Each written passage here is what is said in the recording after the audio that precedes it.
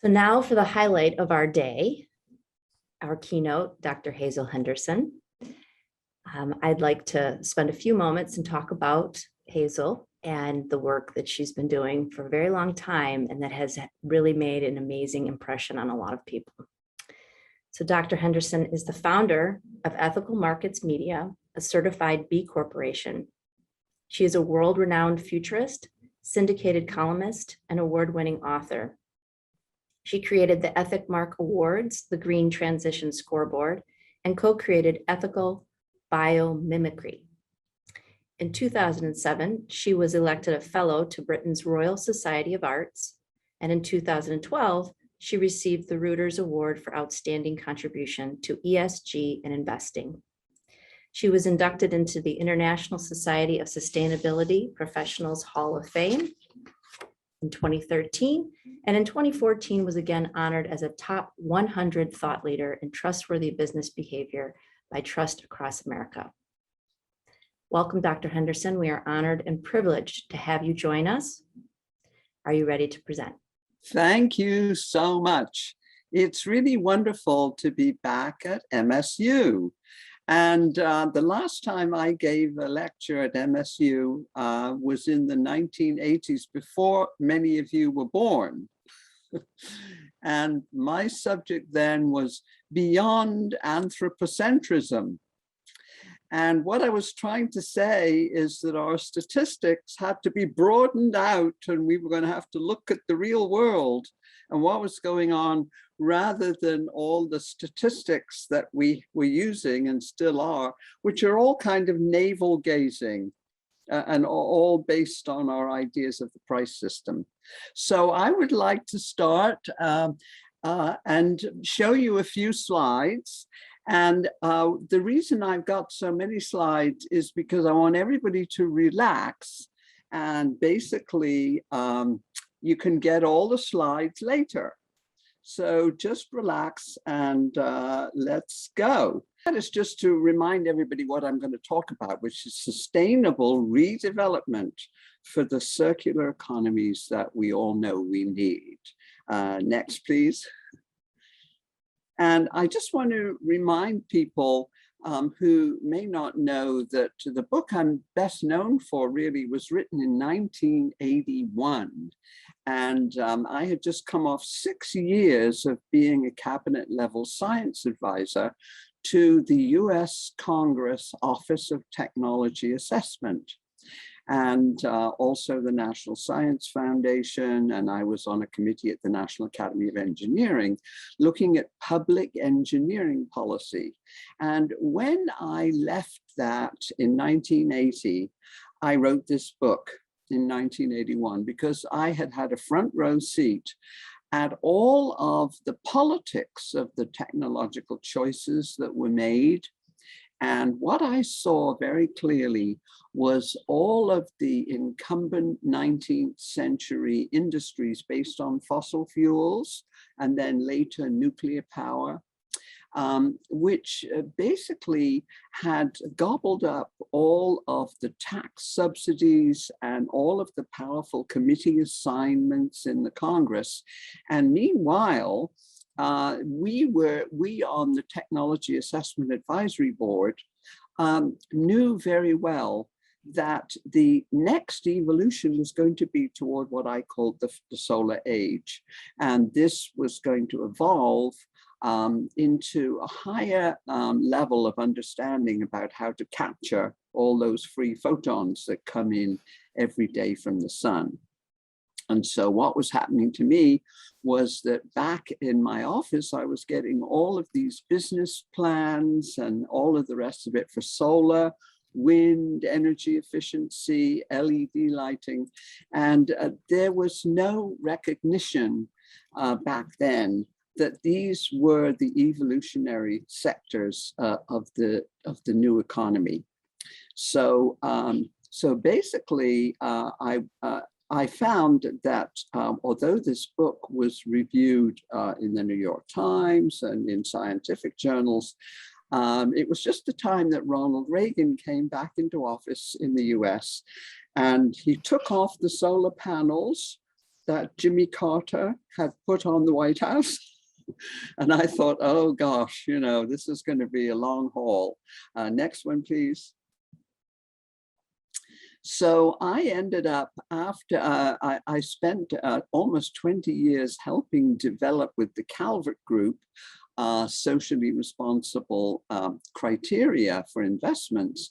And then I realized that basically the mission for me was much broader. So I started Ethical Markets Media in 2004 to track the shifts that were already going on transforming finance. And we have all of these TV shows you can watch anytime you want, free. And that there was enormous amount of money, public and private, going into this kind of more sustainable kind of investing. So we decided to measure the growth of private investments in these green sectors. And they have gone since 2007 from 1.2 trillion to the current estimation that we have cumulatively, which is 10.387 trillion, all private money already in the pipeline. And so we've been mapping this along with technology trends in our Green Transition Scoreboard reports, and you can get all of them anytime you want. And our view was that beyond all our climate change concerns, this global transition was a huge opportunity. So many venture capitalists talk about a $45 trillion opportunity. And we can move to cleaner air, water, healthier cities, more equitable societies, and more environmentally sustainable futures. So this became my mission and has been until today. Next, please. And we're all now focusing beyond GDP, that old money measured device, which needs to be retired, as I know many of you understand. And luckily, in 2015, as you know, 195 member countries of the UN adopted these Sustainable Development Goals. And this is really much more complex and holistic. And the focus now of all of the changes that we need to make in many sectors. Next one. And what we've been doing since 2009, I was involved in a conference at the European Union and the European Parliament. And we helped develop this whole conference on beyond GDP. And so Ethical Markets began to work with a very good global polling firm, GlobeScan, and we did surveys in 12 countries, North, South, East, and West, asking ordinary people two basic questions. And we said, which one of these two propositions do you most agree with? The first one was, money measured GDP is the best way to measure the progress of our society. And the second one was GDP now needs to be extended to scientific data, including health, education, and environment. And every time we've done this survey, we did it again. I presented it at the European Parliament back in 2009. And we did it again in 2013, and this is the current one that we just finished in 2020. So what we can all be rather proud of is that ordinary citizens in all of these countries are way ahead of the economists and the media, the financial media, in realizing that we have to now go beyond GDP and towards the Sustainable Development Goals. Next one. And so this reminds us all that we do live on an abundant planet. You know, economic theory is all about scarcity. And actually, if you look at the small orange square cube at the very bottom, that's our global annual energy consumption. And the big yellow box around it is the annual solar irradiation. And so what we really know is that those free photons from the sun will power our societies for centuries. And what we have to do is to learn to harvest those photons, those free photons, as well as plants do. And plants had the original technology of photosynthesis. And all we have to do is to learn to harvest all of that solar energy, which of course includes wind energy and wave energy. It's all driven by those photons from the sun. So we don't live on a scarce planet. And the other way that we have this sort of false scarcity is the way our monetary system is run right now. And that is, you know, central banks create quantitative easing, they create the currency. That's what central banks do. And the big issue is, who do they give it to? And the textbooks tell us that it trickles down through the banking system to fertilize Main Street and all of our society and the real economy. And what we know is the way the plumbing is set up right now through all kinds of laws and, you know, subsidies and tax policy, is it keeps going back to asset bubbles. And right now, you know, the central bank is still buying asset-backed mortgages. And what do? They create housing bubbles. See, and so we have to fix the plumbing at the national level. Next one, please. And so this is the sort of expanded framework for human policy that we're all having to push for now. And I'm very heartened by the debates that are going on around these two big infrastructure bills in the Congress, because this debate is going forward, and there's a lot of people in the administration and many people in the Congress who do understand that this is the expansion of the framework that we have to make, that the economics is only a very small part of it, and it has to be much broader, and it has to include all of these ecological considerations as well. Next one, please. So here we are, we're all trying to restructure these old industrial economies from the 19th and 20th centuries that were all based on extracting fossil fuels by digging in the earth. And they worked very well and created a lot of wealth for a lot of people. But they were based on this very heavy use of non-renewable energy and materials, and the advertisers, you know, created a lot of planned obsolescence. And so we were sort of stuck with this fossil fuels and nuclear power generation. I remember when I was an advisor to the Congress, that was the time when all of the energy policymakers were saying that nuclear power would be too cheap to meter. We wouldn't need to meter our electricity. And of course, instead, we find that nuclear is the most expensive way of generating electricity. And it's beaten out now by wind and by solar, as well as, of course, by natural gas. So the emerging sectors, as you know, are based on efficient use of energy and materials, recycling, remanufacturing. We've now got this wonderful new term, circular economy, and all based on these solar age renewable energy systems.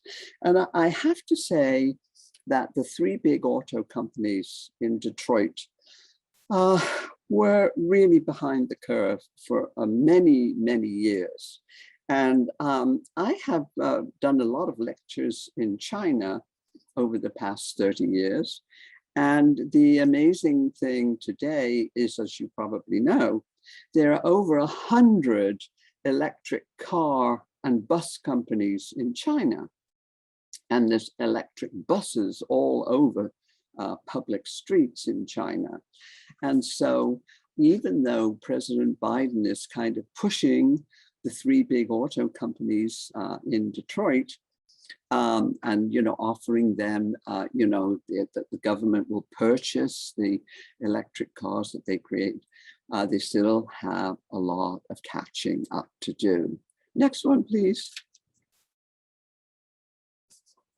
So my general model of how a total productive system really is measured currently is like a three-layer cake. And we have these two top layers, the private sector and the public sector, which are in the statistics. They're all monetized, they're in the GDP, they're all the cash-based transactions. And the problem is that the two lower layers of the cake, which support the whole thing, are what I call the love economy. And that is all the caring sectors that for the first time are in this bill, the big $3.5 trillion bill, which they hope to pass with reconciliation. Well, we have to accept the fact that all of the unpaid work, the cooperative mutual aid, all of that traditional economy in every society, which is run on the traditions of the golden rule, is still larger in every country in the world and supports the market-based sector, those two layers at the top.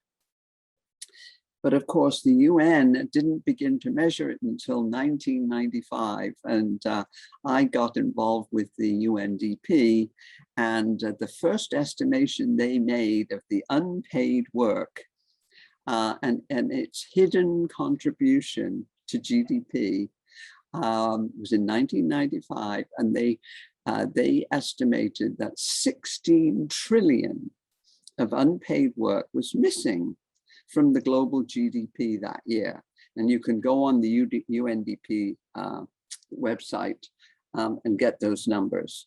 And of course, the whole thing rests on the productivity of nature. And if you don't count that, we have the current crises of species loss and the need to measure biodiversity. And of course, it can't all be measured in money units because a lot of those things just cannot be created in any kind of cash way. That's the whole debate that's going on right now. Next one, please. And I wanted to show, you've all seen this, I'm sure. This is Kate Raworth, the British economist, and her Doughnut Economics. And she and I did a webinar together about a month ago, which you can watch on our website. And Kate said she found my cake diagram many, many years ago and had it stuck up on the wall in her office, but never connected with me. But she said it was a great impetus for her and helped her come up with the donut. So we had a wonderful time together, and we're going to be working together much more closely going forward. Next one, please. And so here's the final addition that we have done to the Green Transition Scoreboard. And with our now 10.3 trillion, we actually have, in our view, entered the solar age. And we're leaving the fossil fuel era behind. And the model that we used was that as long as there was at least 1 trillion of private money which had gone into the economy every year from 2010, which actually happened, and the cumulative amount that we now have, you know, the 10.3 trillion, that would signal to us that there was so much money now in the pipeline that it was probably unstoppable. And that the fossil fuel forces that still control a lot of members of Congress basically are now dealing with stranded assets. And I'll go into that a little bit more in the Q&A, if you like. And so our reports have always been very clear of what we excluded. You know, we had renewables, energy efficiency, and those life systems, green construction, corporate R&D, but we excluded nuclear, coal, and this idea of capturing CO2 and sequestering it using all this heavy, clunky machinery, which was going to be bolted onto old power plants and cost them 40% of their energy efficiency. We don't believe that technology is viable. And the only biofuels that we count are those produced by algae on salt water. So the next one. So just to take another wide shot, we all know really that we humans have three modes of resource use: information, matter, and energy. And it comes right down to it. And information now is clearly the most important. And that's what all the public debates and the back and forth and the confusion and we have going on in the Congress right now, where the old style fundamentalists are talking about, deficits and debt, and our children are going to be burdened with interest payments, all of this stuff, and austerity. And because of the pandemic, suddenly in the last year and a half, all that turned around. And it's now stimulus, stimulus, stimulus, and negative interest rates. And everybody has sort of realized, my gosh, we're in the information age now, and data is more valuable than oil, and a whole new world. And so really, it all depends how well humans use matter and energy. How good their information systems are. And if they have too much misinformation, like climate deniers, science deniers, COVID deniers, whatever is going on there, that kind of misinformation can lead to regression and stagnation. And if we get the information straight and go with the best knowledge, and we get knowledge-richer societies, and their more efficient use of energy and resources. So this is kind of the inflection point that we're all dealing with now. It's very uncomfortable. It's like, when looking at the news from New York and New Jersey this morning, as I was, my gosh, they have never experienced floods like that in the subways. And everybody's trying to get their mind around the idea, oh my gosh, climate change was real after all. And back when I was in Washington as a science advisor, we were struggling to get that word out. And the Office of Technology Assessment even did a report on climate change and the impacts it was going to have back in the early 1990s. So we missed a lot of years backing ourselves into the future, rather than looking at the things we needed to pay attention to. Next, please. So now we are beginning to realize that investing in the global green transition is the path to these knowledge-richer economies. And I won't go into all of that, but let's have the next one, please. So we had fun in our last Green Transition Scoreboard, the one that was called Transitioning to Science-Based Investing. And I was trying to challenge my Wall Street friends and calling the current concepts for investing, all the theme investments and the various ETFs and all of the craziness that's actually going on with derivatives and cryptos and financial flash mobs now on Wall Street. I refer to all of that as magical thinking. And our advice is, look, let's look at the real elements in the periodic table. That's where our investment should be coming from. And next one. So when I was at the Office of Technology Assessment back there in the 70s, the last report that I fostered through, I helped to get an assessment of technology for local development. And it's now a free download on our website for your use. And basically this, I did a new introduction to it, pointing out how hard it was to get that done, because what we decided to look at was all of the local use of solar and rooftop solar, community-owned wind generators, contract agriculture, farmers markets, all of those local things now, which we see everywhere.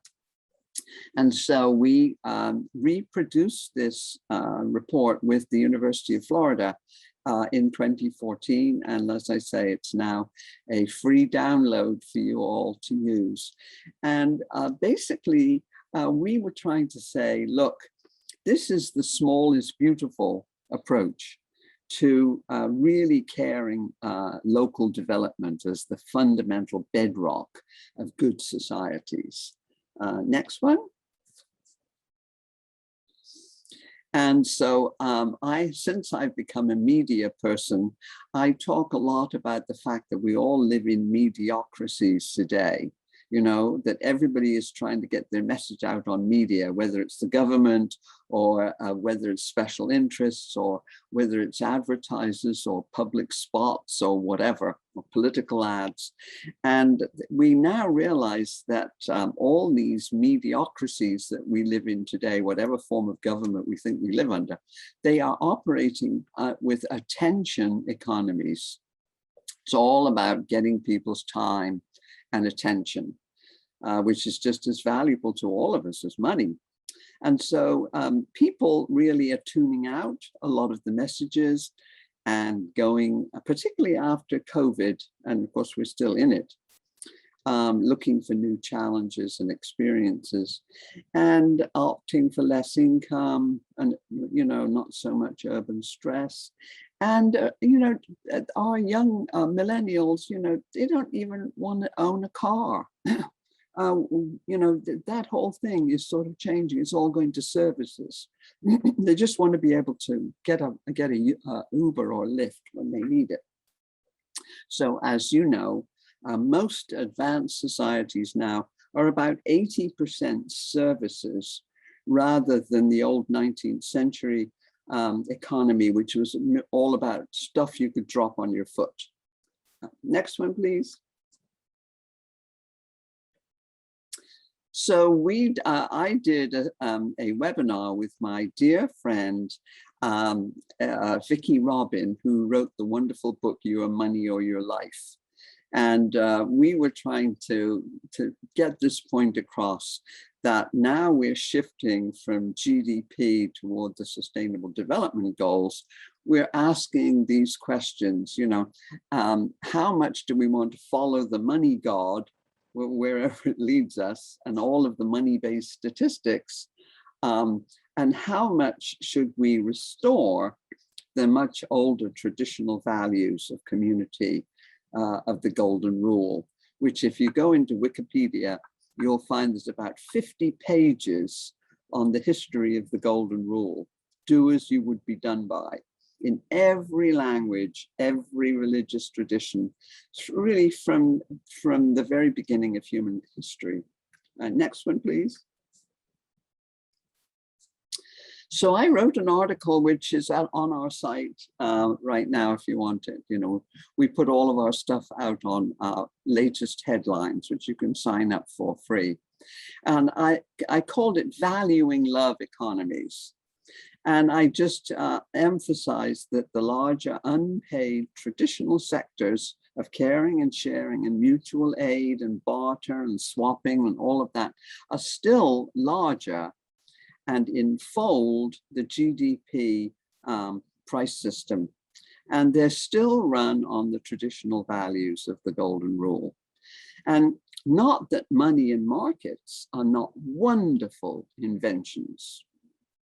Humans have always used money and markets, except that the money was shells or wampum or knotted string or whatever. And humans have always traded and exchanged in local markets or in the extended network relationships all across North America. We're talking about the fact that humans have always used money in markets, and they were wonderful inventions. And the only thing is that we have to be very, very careful when to use markets and money and when not to use markets and money, when to use the Golden Rule. And we got that kind of mixed up. And what happened as societies grew, money and markets got extended. And then the price-based exchange system picked the whole thing up and weaponized those money and market tools, misused mathematics, and came up with an economics that mostly serves power elites. Next one, please. Can you give me the next slide? Oh, there we go. Yes. So here's some new views of value. You know, the first book I wrote in 1978, which is available on our site. And then the wonderful book written by Marilyn Waring, which many of you must know, called If Women Counted, A New Feminist Economics. And there was a wonderful documentary about her. And then Darwin's Lost Theory of Love, and written by my friend, the sociologist David Loy. And he found out when he looked at Darwin's original letters, he did a lot of research, and he found out that Darwin had kind of been hijacked by the elites in Britain. And they came up, not Darwin, they came up with this poisonous phrase, the survival of the fittest. And they decided they were the fittest. And of course, when he looked all through these notes and Darwin's The Ascent of Man, he found that Darwin used the word love hundreds of times and talked all the time about humans evolving toward altruism from their basis really as a mutually interdependent species, that we are a social species. And then there's another wonderful book came out a couple of years ago called Humankind. And he turned all of our education systems on their head and said, look, let's teach our children not all of these cynical stories of that they normally put in the curriculum, but all of the examples where human beings acted well. It's a lovely book. And then, of course, there's Vicky's book, Your Money or Your Life, a perennial bestseller. And the new one, I do urge you all to take a look at, and I'm doing a seminar on this on the 8th of September with Rian Eisler, who is on our advisory board, who has the Center for Partnership, and who wrote The Chalice and the Blade, and her book now called Nurturing Our Humanity. And she and her co-author, Douglas Fry, are pointing out that most of the evolution of our understanding is really based on this kind of nurturing approach based on the Golden Rule, rather than this overemphasis on competitive societies. And that, you know, the basic economic rules that we're using today, in a way, they kind of incentivize the 7 deadly sins.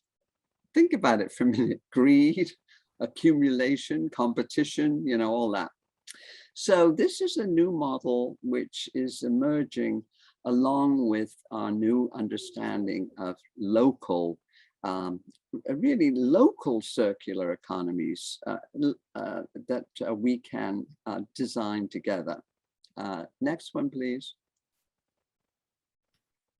So when I was at the Calvert Group as an advisor for 20 years, designing all of these, we used to have all of these screens, you know, for our portfolios to not have weapons and polluting companies and companies unfair to workers. And so Calvert and I developed the Calvert Henderson Quality of Life Indicators, which we launched in the year 2000 at the National Press Club. And these 12 aspects of quality of life, very few of them are conducted in money. For example, the urban air pollution, you know, which we covered. Basically, you wouldn't use money, you use parts per million of junk in the air. Or if it's health, you don't use money, you use disability adjusted life expectancy and infant mortality. So, so basically, we didn't get very far with that because GDP was so entrenched in the economic model that all the financial editors used that we never got any further with it. Next one, please. So today, the old traditional legacy financial markets are now really saying, a lot of them are saying, this green transition is going too fast. We have to slow it down. Oh my gosh, we've got all these stranded assets in fossil fuels on our portfolios and in our pension funds, and oh my God. And yet now, you know, ever since 2015, they're now having the national governments telling them that they've got to go to the SDGs. And then you've got all of the social impact responsible investors like Calvert, and there's now 600 mutual funds and exchange traded funds that use this kind of model. And we're members of the UN Principles of Responsible Investing, which is really the world's pension funds. And they're going with this kind of model. They represent, my gosh, at this point, I think it's about over 50 trillion of assets under management, with all the world's pension funds. Then you've got all of the activists, the students, the 350.org, telling their faculty and their trustees at their universities to divest, move the money from the fossil fuels into the green sectors. And then you've got the FinTech 100 and all of the electronic platforms, the peer-to-peer lending, the crowdfunding, the local cryptocurrencies, all the financial flash mobs now that are disrupting Wall Street, and of course, all of the electronic trading and bartering, and the cell phone banking that's taken over most countries in Africa now, which have completely bypassed the old banking system. So the traditional financial markets are desperately now trying to catch up. Next one, please. So there we are. And I did this diagram, my gosh, in 1978, where I was trying to explain to people what was going wrong with the GDP model, that we were just building up all of these social and environmental costs. And when I was an activist in New York City in the 60s, heading up Citizens for Clean Air, our plan was to fix the GDP, and we got Senator Robert Kennedy to fly around. We showed him all of the pollution in New York City, and that what we wanted to do was to correct the GDP by subtracting the bads, all these costs, from the goods. and come up with a net GDP. And amazingly enough, now there is a bill in the Congress with 40 sponsors which will do these changes, and it's being put together by the group that's been calling for the GPI, the Genuine Progress Indicator. So we'll be working and supporting that 100%. Next one, please. And the public and private investments in green infrastructure. I won't go into all of this other than to say that I agree very much with the moonshot approach to the Green New Deal. In other words, have a much broader kind of congressional directive rather than trying to pick winners and losers in different technologies. To this was the way we put the man on the moon, and this is the way Eisenhower did the interstate highway system. And so a lot of this stuff now is in the debate going on in the Congress, and you can look at this one later. Next one, please. And it's all really that the shifting systems now of valuation assets. So there's the currency traded on traditional markets and all the valuations based on prices.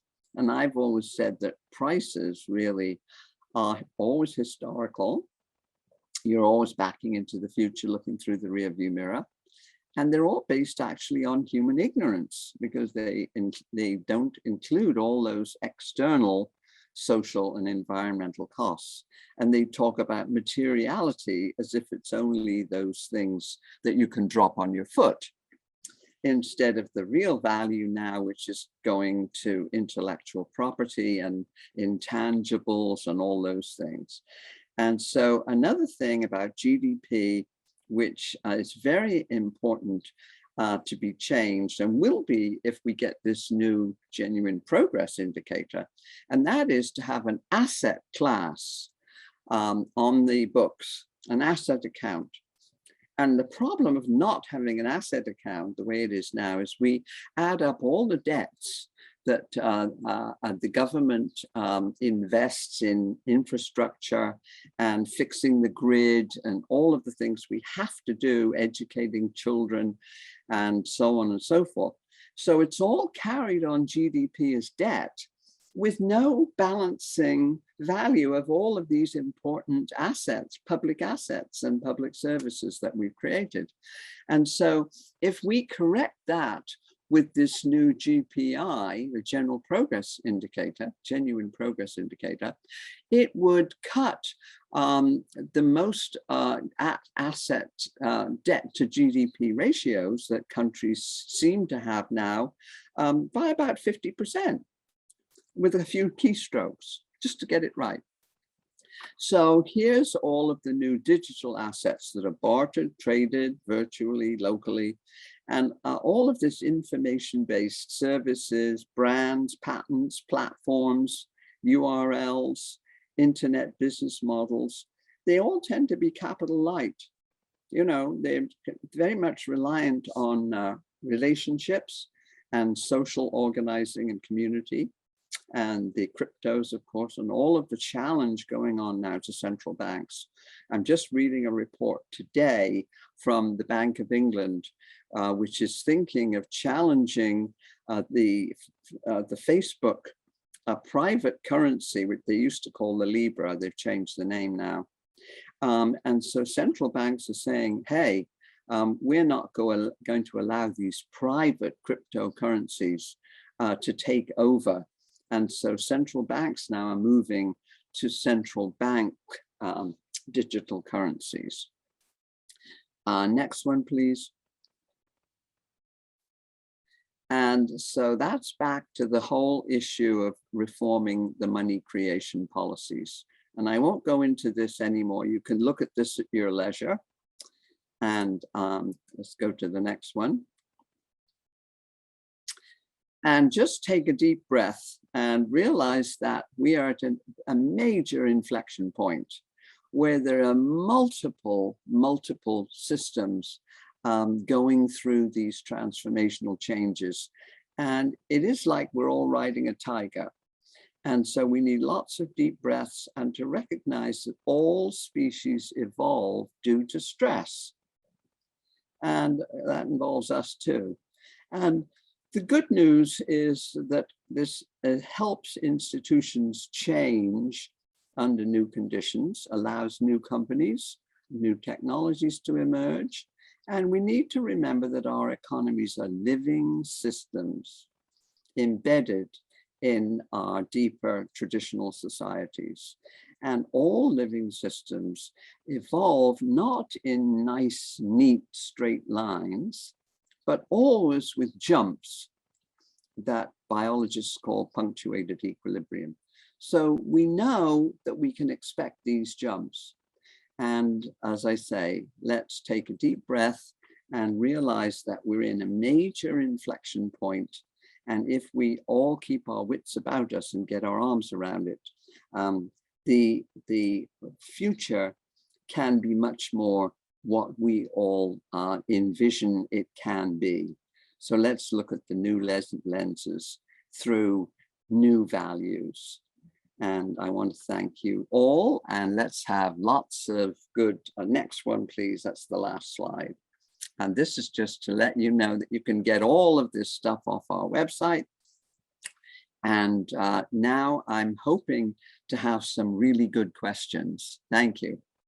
Thank you, Dr. Henderson. I wish we were in a room full of clapping and standing ovation. That was what a powerful and valuable informational session. My goodness, lots of content, but all very worthwhile, in particular for this audience of community and economic developers. And I really like the message of love and the caring economy. That's very important during this time right now, during this pandemic. It's a good message for leaders and for new leaders that are emerging to understand that and to really have that compassion and thinking about how this entire economy, you know, the 16 trillion unpaid workers, they're there and they're doing a lot of really great work right now. Yes. So yes, let's definitely move on to discussion and see if we can get some comments or questions in the chat. I really hope that this is an active group. Go ahead and put something in there, even if it's just a comment. I think that we did see a couple. Okay, from Bengt, let's hear this. Okay, thank you, Bengt. Yeah, there was a comment in here. I think someone was just saying that they really enjoy hearing from you. Yes, we can still hear you. You are amazing. That ought to make you feel good. Well, you know that I'm not very competent on the computer. Oh, I think you did very well. I didn't have a clue into what was going on. I appreciate the gentleman that helped us. Yes, that was great. Thank you so much. Yeah. Yes, says Hazel is a historical monument, a massive dinosaur of knowledge and practices on sustainable investing. Wow, what a crystallized and integrated stock of understanding. Well, yeah. You know, people may want a chance to actually look through those slides at their leisure, and they can always email me questions. So thank you. That would be very helpful. Yeah, absolutely. Yes. Yeah. What do you think about mega factories being built to produce electric batteries? Oh, this is a great question.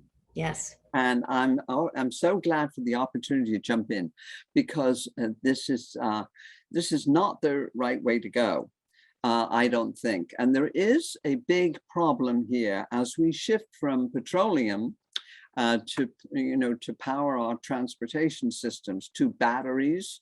We do have to look at where these metals come from and these rare earths. And we don't want to suddenly find our mining sectors, whether it's cobalt or manganese or copper or lithium. We don't want to turn this into another environmental destruction, and it doesn't need to.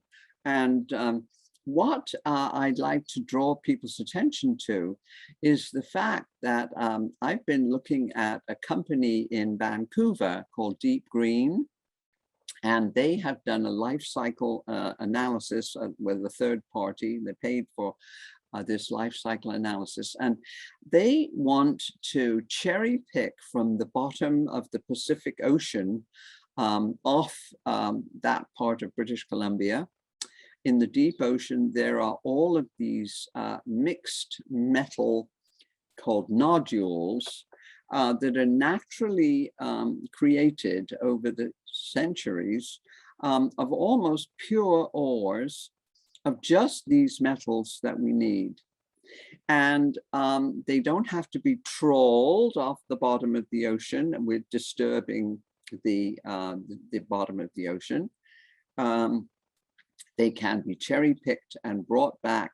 And the life cycle analysis that was done on the relative efficiency of these two different ways of getting the metals that we need for our batteries, that this way of doing it, where you've got the pure ore from the ocean floor, is about 90% less polluting and more efficient than digging in the earth, where you have to create hundreds of tons of tailings of rock, which is very polluting, in order to get just 1% of the ore that you're looking for, whether it's cobalt, which is being produced in the Central African Republic with all kinds of slave labor, but also all of this sudden rush to lithium. There are ways of producing the lithium we need, you know, but basically it's not just lithium. And there are many alternatives that we've been looking at, alternative to doing batteries. And before we rush into gigafactories for lithium, we want to think more carefully about it. And there's plenty of good alternatives. So thanks very much for that question. There are other questions. Let's see. What small steps should we focus on in the near future to move in the directions you suggest? What can economic developers do to make a difference? Well, I think that very much the debate you're having there at Michigan State University about local economic development is extremely important, because really my message is all around looking through the right lens, is to look at the real resources in the community and how they can be reorganized, and how the state and federal government can be pulled in to assist. And it's very lucky that we have this big debate going on in Washington right now about these two infrastructure bills, because I think particularly because of all of the fires and the floods in New York and New Jersey and the hurricane, everybody is beginning to realize that this gigantic change, and the infrastructure is going to be the most important way to fund the fundamentals of this green future. And that's going to really be by looking at the resources in the local economy and figuring out what you have there. And I know there's been a big debate going on in Detroit, and I'm sure in many of the other communities in Michigan and everywhere really in the country, is looking at community redevelopment banks. I've been on the advisory board of the Public Banking Institute, and looking at the model in North Dakota of the Bank of North Dakota, where it developed 100 years ago when all of the farmers decided that they no longer wanted to get loans from Wall Street, which were being foreclosed on. And they said, hey, let's close the loop here in North Dakota. We will keep all of our tax receipts home here in this state. We'll set up our own bank, the Bank of North Dakota, and we will use this bank to fund all the local community banks. And we'll use it to invest in our own infrastructure without paying the huge interest payments when you go to bondholders on Wall Street, where you end up paying more in interest than you did with the original loan for the infrastructure. So there's a lot of these kind of models that are available. And it's a matter of communication, bringing these groups together. And I'm sure a lot of that is going on with all of you there. I mean, I'm sure that's why all of you are attending this wonderful conference. Yes, and I'm sure that there's an element of hesitation on whether it's a risk, right, to transition into some kind of model that you're suggesting.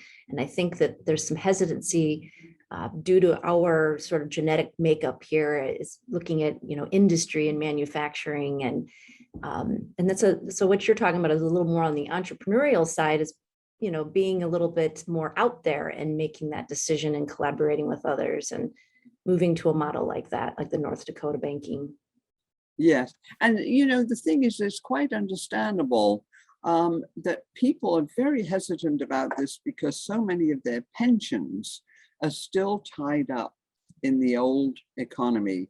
Very good. Yeah, and fossil fuel. I mean, what some of the things that people really can do is to ask, whatever their pension plan is, to ask what the assets are in the pension fund.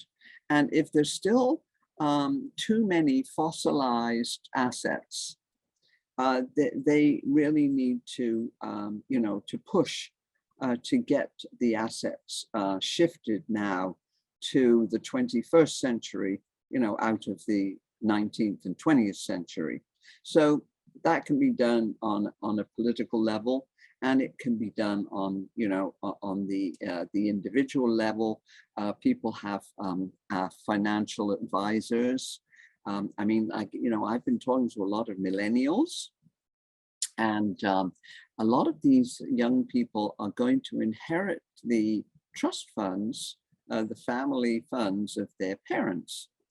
And a lot of them tell me that they go to the asset manager that's managing their parents' funds, and they say, look, we've looked at the portfolio that you have, and we want you to shift away from these old fossilized ways of doing things and shift into electric vehicles and, you know, EF, you know, all of the new stuff. And what the asset manager quite often tells these young people is, oh, no, that's much too risky. And they say, no way, it's what you're doing is risky by not making these changes.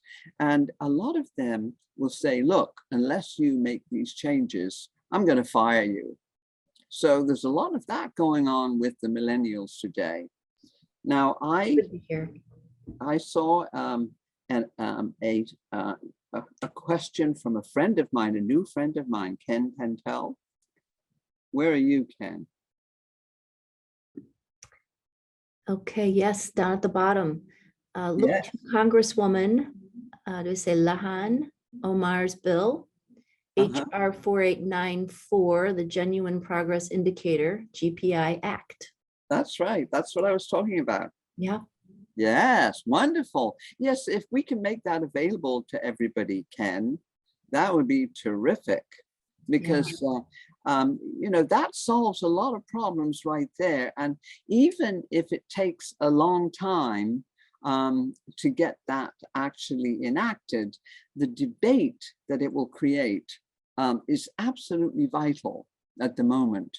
And as I say, things are happening a lot faster than we are used to, both the good things and the bad things. So let's make more of the good things happen faster. Right, ethical markets. Let's see, so we have time, I think, for maybe a couple more. Another compliment, you are a wonderful, Professor. I'm glad you brought up a cooperative approach. How do you see the loving economy growing in the years to come? And what other sectors might cooperatives be workable in the future? Well, the first thing we should remember is that there are more people on this planet employed by cooperative enterprises than by all of the for-profit corporations put together. And that's data from the United Nations. And they had the year of the cooperative in 2012. I'm invested in a cooperative called Equal Exchange based in Massachusetts. And they connect farmers and ecologically produced coffee and tea and bananas directly to markets. And that's been a better way for me to invest money than putting it in a bank with negative interest rates. Because I get the pleasure of seeing this cooperative grow. And so there are lots and lots of cooperatives in the United States. I mean, most people don't realize that, but there are hundreds, thousands of cooperative enterprises in the United States. And you can go to, there is a national cooperative institute in Washington that we often produce, we often publish their news. And at the same time, there are about 11,000 employee-owned companies in the US. And you can you can learn all about them too. And so basically, see, the mainstream financial media completely ignore what's actually going on. So another thing you can do is to make sure that local media cover local finance and local cooperative enterprises. And that's very important. I think we are running out of time. We do have more comments and questions. I'm wondering if maybe we could send those to you and maybe get a short, response, something concise. Don't spend too much time, but then we can get them back out to everyone so they can see. Yes, I'd be happy to do that because these are very deep questions, and those are the ones that we don't want to skip over.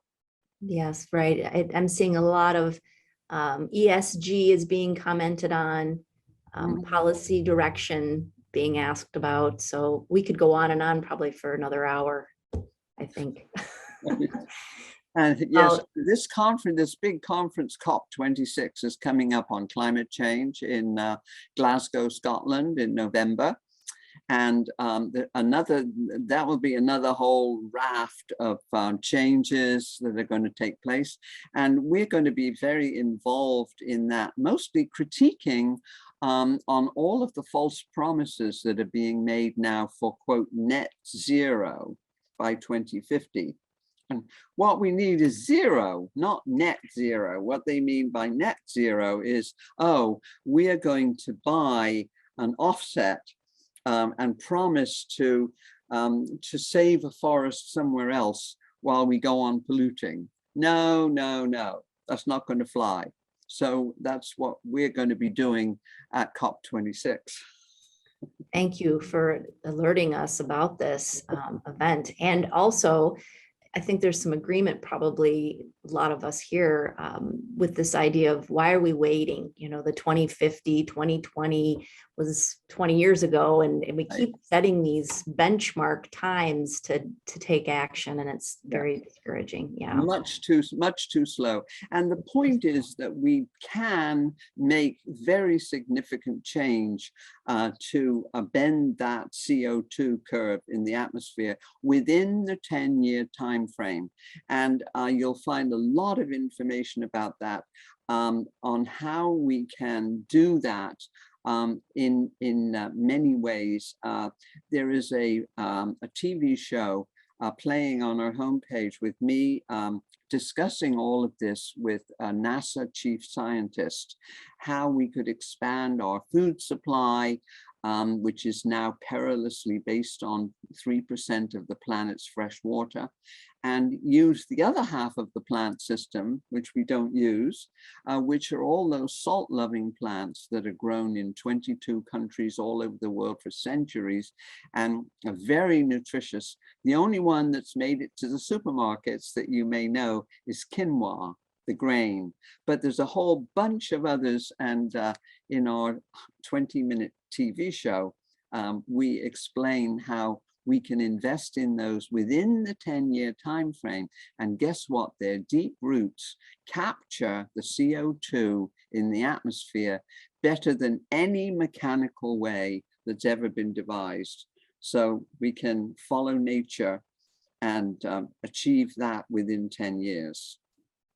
That's the biomimicry or something similar to that. Yeah.